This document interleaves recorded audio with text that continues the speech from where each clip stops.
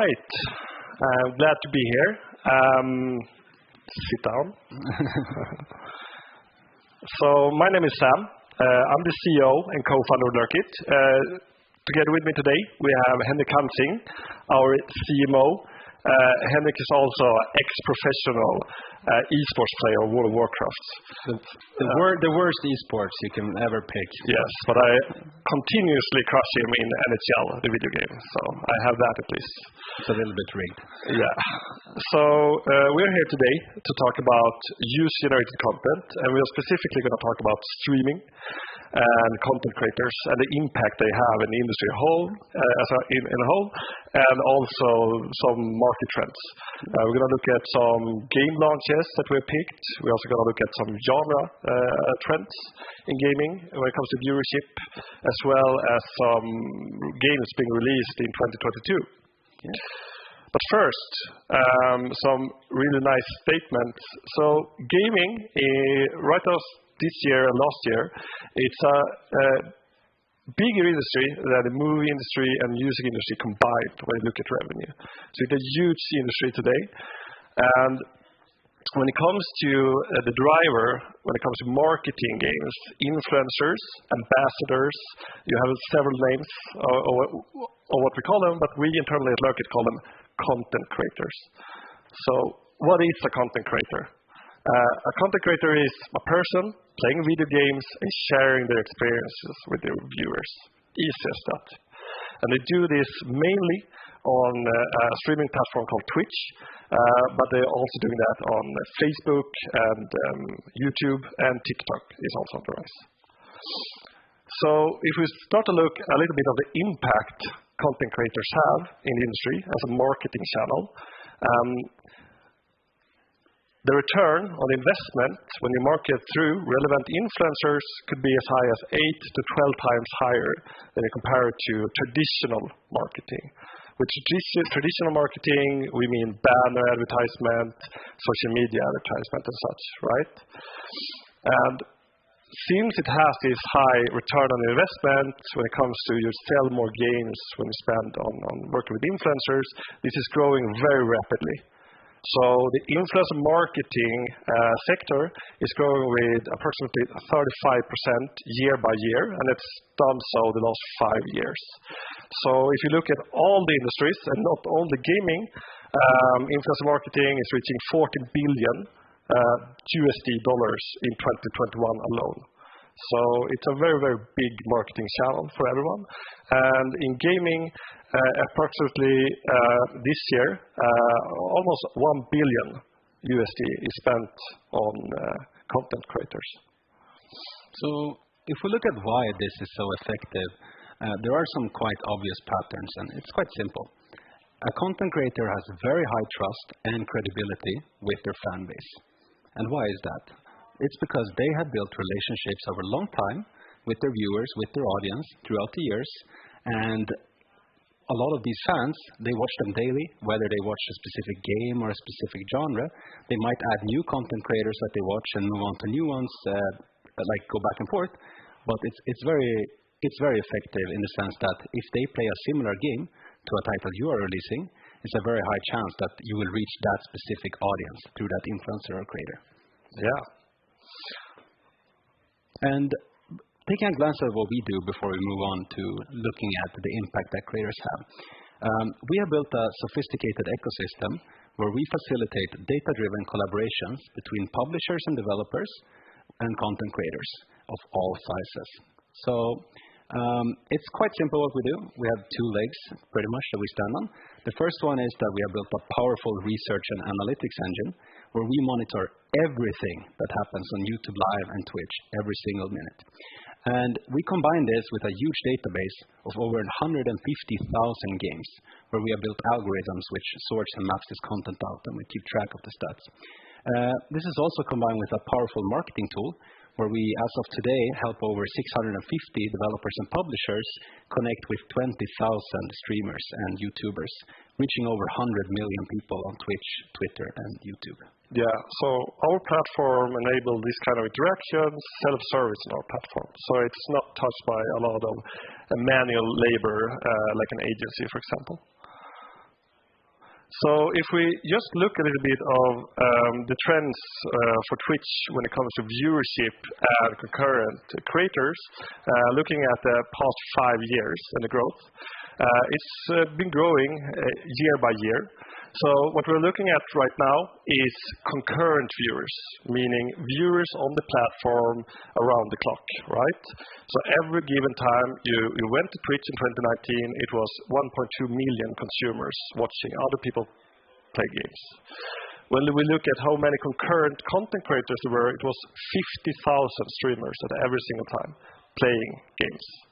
And as everyone knows, we have had this pandemic, and a lot of industries obviously have hurt from that. Digital entertainment has not. When it comes to the growth during the pandemic, it has grown with over 70% when it comes both to viewers and content creators. And already we're not done with 2021. It's continuing to grow, both when it comes to viewership and concurrent content creator streaming games. And just to clarify, this is at any point in time you go to Twitch, you would have 2.8 million people watching other people stream and play games and do content, right? Looking at active content creators on the Twitch platform on a monthly basis, it's 3.5 million people around the world. If you look at it from roughly 3-4 months, you have roughly 10 million people. But on a monthly basis, it's 3.5 million. And so far, just in 2021, these people have played 75,000 games on the platform. So that's quite a substantial amount of games. But when we look at this number, we are also taking in smaller indie titles, so small experience that could be maybe just on half an hour gameplay that maybe just was streamed once. Yeah. But it's a lot of games being streamed. If we look at PC games being released so far this year, 47% of those have, at some given time, had some kind of presence at Twitch. So when we look at the data going forward into 2022, 2023, we assume that more than half of every game that is being released has a natural place in this ecosystem. Exactly. Yeah, so now we're going to look at a couple of game launches. We're going to just look at some numbers on how can it look when you release a game on Twitch in the first 4 weeks. So these games are not the biggest releases this year, because then you look at AAA games. And that's kind of unfair because they have budgets of $200-300 million to market it. So we're looking at somewhat smaller titles that have had quite a good impact and success on Twitch. So firstly, we had a game a couple of months ago released called Gas Station Simulator. So if someone said that for 4 or 5 years ago that I want to create a game where you actually are the manager of a gas station. So what you actually do is you have this tiny, quite empty gas station. And what you do is you build that up. You hire people, you buy products. Very niche game, more or less. This game is from a studio that in no means had a big marketing budget. But it's a fun experience. It's a lot of internal jokes in the game. Yeah. This game had, after a week of launch, 1,390 people streaming the game, which is an amazing success if you look at what type of game it had. During the first 4 weeks, this game had over 6,000 concurrent viewers at every time when it was streamed. So yeah, quite impressive. Yeah, and if we look at the data, it's quite consistent throughout the month. How would you describe this gameplay experience in terms of how much time do you put into this type of game? I would say that you could play this game at least for 15 hours. You could easily get up to 30-40 hours. Right. Looking at another game, a totally different type of game released just a couple of months ago, you have 12 minutes. So 12 minutes is also a very niche game. It's a point-and-click, story-driven game. It's an experience where you are in your apartment together with your wife, and it's a gameplay loop where the game restarts every 12 minutes. The last minute, a police officer comes in and arrests your wife. So your task is to, during these 12-minute loops, try to figure out what is actually happening and see if you can solve the puzzle. And it's a point-and-click game. Those kind of games were big 20, 25 years ago, so not really super commercial. But this game had some really big interviews and a lot of hype on the big gaming events this summer. So when it launched, it had a drastically higher concurrent streamer count with over 4,000 people streaming this game just the first week. And also interesting is that the viewer count, even if it starts to plan out, and it's almost identical to the other game, you have the double amount of viewers. A big reason for this is because the experience is much like a movie, right? So it's like an interactive thriller rather than something open. And this is a game which you can, if you're good at puzzles and clues, it would take you around 6 to 8 hours to do this game, right, and finish it, meaning that it naturally will drop off. We can also conclude from that this might have been a super good release for them because the gameplay replay value is not that big, right, for this type of game. The content actually has an end, meaning that streamers play it and then they're done with it and then they move on most of the time. Right? Exactly, meaning that in total they have activated a lot more streamers than the first game, for example. Yeah. Thirdly, we're going to look at a Swedish release published by THQ Nordics. It was in May this year. They had different types of muscles when it comes to marketing. So when they market this game, they actually hired the biggest content creator on earth, PewDiePie. So 1 week before they launched the game, PewDiePie exclusively streamed the game for, I think it was roughly 3 hours or so. So they had a lot of marketing going on before. And again, it's a very impressive number with almost 9,000, over 9,000 streamers at the peak. It planned out and has, only after the first week it planned out, and it's similar when it comes to active streamers as the other types. Yeah. It's quite interesting because you can see it's very obviously they have planned a push, right? They want to take Twitch by storm. Over 5,000 streamers on the launch day. Much due to the fact that they did market it with PewDiePie beforehand and so on, right? So we're seeing a little bit different strategies as to how to go about getting traction on the platform. So looking at all of these 3 releases, totally different games, you could easily say that this is, if you release a game and you even come up to 50% of this, it's a huge success and it will greatly impact sales. But just to give some variation in how it could go when you release a game, we have 2 other big releases this year with a totally different type of development. And I can assume that everyone in this room has heard of the Netflix hit Squid Games. Most of you maybe have watched it as well. So right after the release of that game, a 24-year-old, one person in Norway, thought of a great idea. So how about I create a game where I take the Squid Games and make it a multiplayer experience, right? So he released that. He had none marketing budget, so he didn't really spend a dime on it.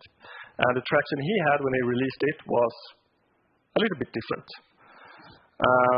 So this is when you have a game that actually goes tremendously well. It's gone totally viral. And a big part of this is also the multiplayer aspect of it. Right. So as we can see, it has over 21,000 concurrent viewers at all times, right? During the first month. And what's really interesting with this game is that it follows the trend of games released in the last few years, which do well on Twitch and YouTube, like Among Us and Rust, etc., where streamers and content creators can get together and play and leverage kind of each other's content and communities, right? So you have a never-ending stream of content. The game is very easy to get into. There's very low barriers to entry, and it's intuitive, it's free to play, and streamers can play with each other at any point in time. making it a great experience overall. Right. Finally, we had a huge release this year, coming also from Sweden, from a small studio called Iron Gate. So this was a surprise for everyone in the market. No one really knew anything about it before, and it's of course Valheim. This game has by far outperformed everything when it comes to organic growth, if you look at the release window. So this game took off immediately. So they sold 5 million copies during the first 5 weeks. And they had some amazing traction going way after the first month as well, continuing into almost a quarter of extremely high engagement on the platform. Right. And for us, it makes a lot of sense. We actually dabbled in Valheim a bit. I think we have about 40 hours together, Sam and I. But we play the game in very different ways, where I prefer to gather materials and farm, while Sam is more of the architect, building the base and that kind of stuff. And that kind of plays into why the game was such a success. There's no single way of playing Valheim. You can play Valheim in a lot of ways. You can play it with your friends, you can play it alone, but you can easily sink hundreds of hours in it and basically capture your imagination with what you can do also. Yeah. So, yeah, thanks. Also, we just done like a quick analysis on games released this year, and we're all looking at games released in 2021 and what people like to watch. And we have looked at thousands and thousands of games, compromised them to genres, to see if we can see any kind of trends when it comes to what people like to watch this year. So we have data from March to yesterday. This is the top 10. So you have approximately 40 types of genres. So this is just the top 10 for games released this year. So starting out, we can see that party games and racing games are in the top. So easy digestible experience, not really that heavy, fast-paced. Also, obviously, sport games is something that has been trending the last couple of months. And there you have, obviously, companies like Electronic Arts releasing tons and tons of sport games from September. So that's the last couple of 3 months has been, one of the most popular genres. And then when you start to look at all the other places, it's very fluctuating. But one thing that's been trending continuously the year all around is role-playing games. It's by far the most popular genre when it comes to games when you watch, right? So RPG and shooters are the king of the hill. And you have horror games that are coming in like on all different types of spots during the year.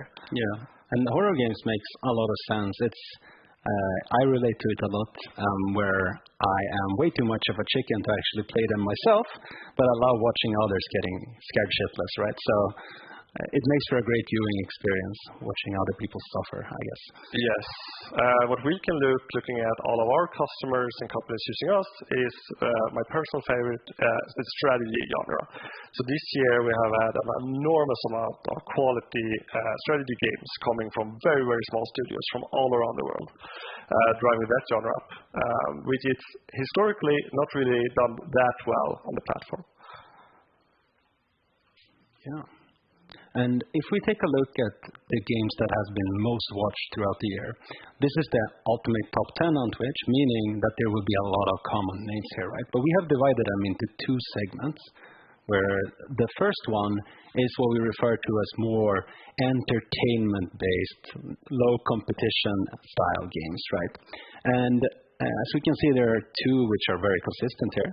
The first one is GTA, Grand Theft Auto, and the second one is Minecraft. And this correlates back to the graph we looked at before, where we saw role-playing games being very much on top for a lot of the year, right?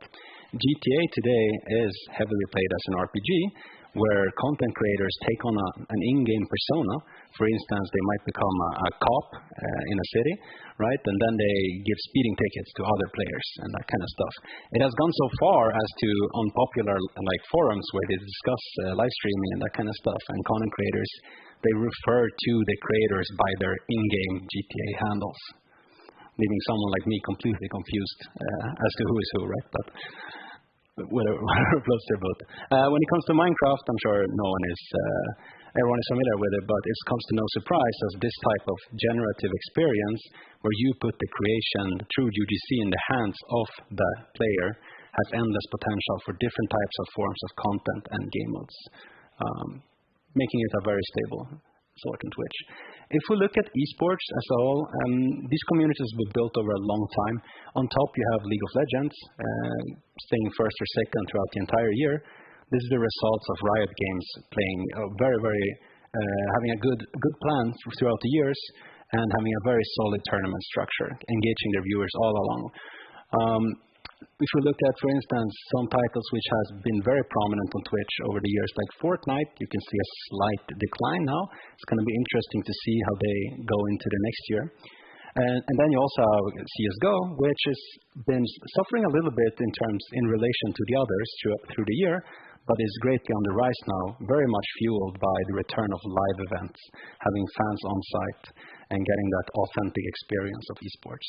Yeah. So 7 out of 10 titles on the top most watched games are esports titles, as we can see. When we looked at the data, we also looked at from number 10th to number 100. We could also see that those games that are 11th to 50 is almost the same games as well. It's games released years ago, and they are moving and changing spots a little bit. So coming into Twitch and actually consistently become a top 100 is almost impossible if you don't have like a phenomenon like these ones. Yeah. So when we look a little bit into the future, what we've done is we have connections not only to all of these content creators on the platforms. We're also aggregating a lot of data when it comes to news media. So then we're talking about big platforms such as IGN, Kotaku. So we're monitoring roughly 100 of the biggest ones, both their YouTube channels and also their websites. So we fetch a lot of news articles. So we're trying to create some kind of hype list. So going into next year, which games are the most anticipated when it comes to YouTube views and the amount of articles written. And this is also something that is very much changing all the time, right? But what we're looking at are games being released next year. So to start off on the list, we have Elden Ring, obviously. That is the creators of Dark Souls, my brother's favorite game. Where is he here? Yeah, he's up there. So he played all of these kind of games. And those games are super hardcore. It's not really the most commercial titles. It's a game where when you start it, you should expect to die at least 200,000 times. And I personally don't really understand that gameplay loop, but a lot of people do.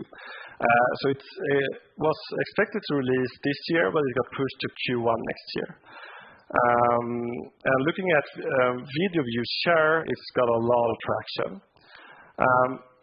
Continuing, we have Starfield. So this is Bethesda, right? Blockbuster game developers of Skyrim and Fallout 4. So they are releasing their new IP, Starfield, which is a sci-fi role-playing game. So we can all here, looking at the data trends of RPG, and when we look at Bethesda and their experience making good role-playing games, I think it's like a good bet to buy some Microsoft stock right now for that release. I think it will go very well.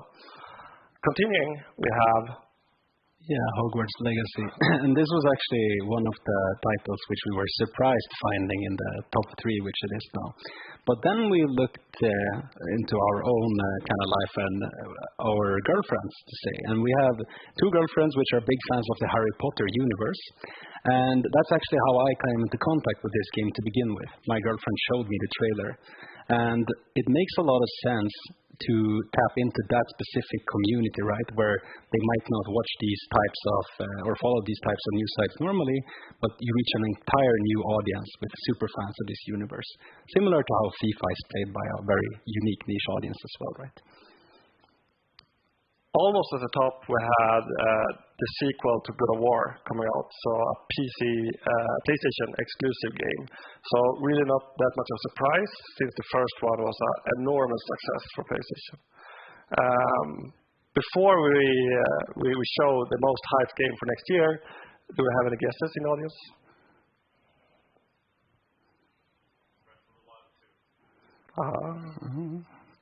No, it's actually Horizon Zero Dawn, Forbidden West. So right now for today, it's by far, when you look at video views, the thing that engages with the audience. So people are really, really hyped on it for that game. Also a PlayStation exclusive. So we chose video views as a core driver to get some kind of feeling for hype. Looking at articles and which games are being written the most, it fluctuates depending on when they're being released, right? So some of these titles are being released early next year, and some of them, like Starfield, are being released in November. So yeah, Elden Ring is by far the most written one as for now. Yeah. And I don't really know how many here that are in studios or game developers or publishers, or if you aspirate to maybe work at a publisher. But we wanted to just give some key success factors from our experience working with a lot of publishers and developers and looking at the data, that what makes a successful launch for a game, or at least what can you do yourself to prepare. And we thought of 3 easy things that a lot of people miss out when they release a game. Yeah. So the first one is identifying the type of creator which connects with your specific audience. A lot of times when you look for creators, companies go to Twitch and YouTube and they scout around without like having a solid plan. The thing is, when you look for creators and if you look at the data, you might look at concurrent viewership for that channel or how many followers they have. This might not apply to the type of game which you are releasing, right? You're mostly looking for concurrent viewership based on a similar type of title, and if not title, if you're doing something very unique, something in the same niche or same genre. So if you do that, you can greatly increase the odds of actually having someone that authentically will enjoy your content and market it in a solid way to your community. Secondly, we truly believe that people need to build their own genuine relationships with content creators.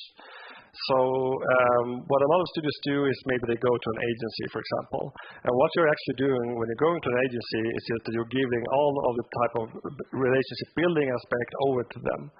So by actually reaching out to content creators that you find relevant, to build natural, real relationships, because these are human beings.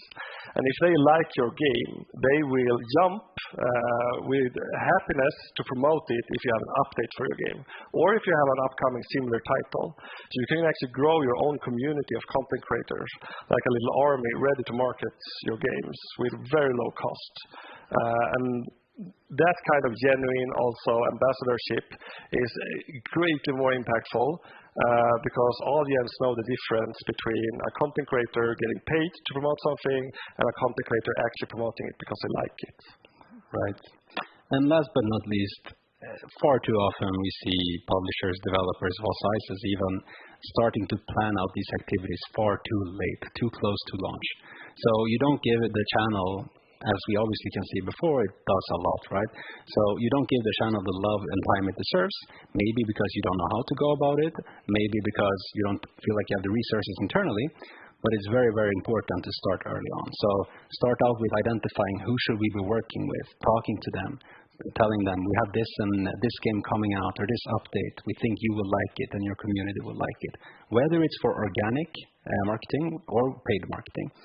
And so we're moving away from what was very, very much a project-based marketing form with influencer marketing. You hired some influencers for a week, and then you hope that it kept going, right? Into moving more into what Sam spoke about, the relationships, working with post-launch marketing, having creators streaming your titles for a longer time, and actually generating traction and nurturing your community over time. Yeah.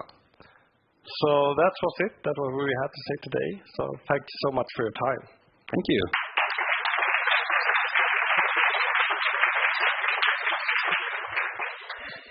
Thank you. And before we let you guys go, I'm going to ask some questions. I left the questions over there when I closed the door, which was a bit of a rookie mistake, but I am going to make sure that we get them anyway. But I had one reflection. Obviously, I mean, if you're a small studio, having this kind of relationship with your community as well as content creators, it does sound quite time consuming. Is it a good place to start, though? Is this something that you should really, prioritize? What would you say? Yeah, we think that if you have spent thousands and thousands of hours to making this unique experience that you want to share, you should definitely put some time into also getting the opportunity to get it out there, right? So, but I understand your point. Finding the right content creator today is almost impossible. It's been extremely hard. So a big part of our existence in this ecosystem is to create, if we some self-promotion here, it's actually creating very intuitive, super easy to use prospecting tools, right? So that's actually something we have already created. It's out in the market. We have a freemium, so everyone here could easily sign up on our platform and get a feel for it. So having nice analytics where you can type in a specific genre, for example, puzzle game, Germany, in this size, and just get a list of that and the contact information. If you have that, you have removed probably like 90% of the time. Yeah, I would say it's about working smart with these things, right? If you take the channel seriously and facilitate that type of communication in your Discord, you identify who might be streaming similar games and talk to them early on, it's definitely worth the time. But it's like any type of marketing and sales activities, right? You can never guarantee a return. No, and I was going to say any kind of communications and marketing is time consuming. Yes, so exactly. Either way you go. One of the questions we have, and this is something that is really interesting. This is about predicting what's going to be successful. And just looking back at Swedish history, there are a few games. I can think of one involving a goat that was very, very difficult to predict as one of the most successful and streamed games of all time. Is there any way to kind of predict what sort of new games will be successful? I mean, you work with a lot of data. I'm sure you see some sort of trends, do you? Well, I mean, it's we have a lot of games, right? So we are not really aware of everything that's happening in the market as well, because it's always shifting and new games are coming up. And for example, a title like Valheim, no one really thought that it's gonna take off the way it did. So it's extremely hard.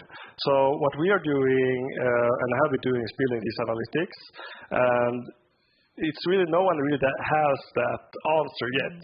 But what we are aiming to do in the upcoming year is to start to put AI, machine learning surrounding this data to start to massage data to give us predictions. To sort of see. Yeah, so if you ask me this question next year, we will probably be able to tell more in the future. We probably will, yeah. Because I think a lot of people are interested in this. And not only where do I promote it and what kind of content creators would be interesting for me, but also like what time during the year and how. I mean, there's a lot of planning going into this. One of the things as well is like this kind of thing that you're working on now. Like this is your business idea to help out with this. How come do you think that this way of communicating your game or promoting your game has become so popular? There's a lot of factors. It's easily accessible all over the globe, right, to access this type of content, both YouTube and Twitch. People, as we saw with the Twitch growth, love to watch gaming video content in general. A lot of people don't have time to play as much, especially when they grow older also, as they did when they were younger maybe, but they love to watch content still. I mean, both me and Sam, we're a little bit on two sides of the platform. Sam is a heavy YouTube, likes to watch YouTube videos of variety. I like to watch a lot of Twitch, esports, and those kind of titles. But there are, with the growth of Twitch and YouTube and how big the market is today, this has scaled with it. And another reason is with a game being released on Steam about, I think last year it was every 53rd minute, a game came out on Steam. It's increasingly harder and harder to break through that noise, right? And how do you break through it, especially when you're working on a smaller budget? Well, talking to some customers that we have that actually like pretty big indie publishers in Europe, they spend up to 80% of their budget for their indie titles on content creators only. Because traditional marketing doesn't work as well for them anymore. It's a lot harder to hyper-target, especially when you're developing some very niche game, right? Which a lot of games coming out today are. So by doing that, it's a lot better to focus on someone, because most developers, I'm sure some of you in here too that work with developing games know, you have some type of inspiration or similar games that you have looked at while building your game. So being able to do that and tap into the audience of that community is a very safe way, I guess, of working with it. Yeah, I also wanted just to add that for me personally, as you mentioned, more and more games are being released, right? I'm a big gamer, so I'm also have less time playing. So when I play, I want to play something that I really believe is something for me. So I watch a lot of Twitch streamers and YouTubers for those games because, I want to see what they think about it, right?